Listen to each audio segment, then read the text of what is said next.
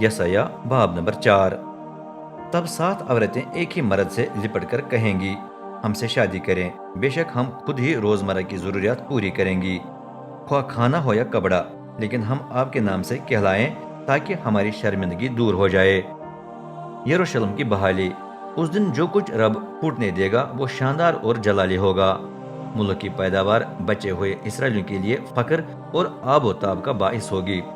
तब जो भी सयोन में बाकी रह गए होंगे वो मुकद्दस कहलाएंगे। यरूशलेम के जिन बाशिंदों के नाम जिंदों की फहरिस्त में दर्ज किए गए हैं वो बचकर मुकद्दस कहलाएंगे। रब सयोन की फजलत से लथपथ बेटियों को धोकर पाक साफ करेगा।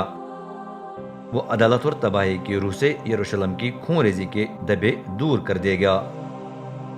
फिर रब होने देगा कि दिन को बादल सिय्योन के पूरे पहाड़ और उस पर जमा होने वालों पर साया डाले, जबकि रात को धुआं और दहकती आग की चमक धमक उस पर छाई रहे। यूं उस पूरे शानदार इलाके पर साइबान होगा जो उसे झलसती धूप से महफूज रखेगा और तूफान और बारिश से पनाह देगा।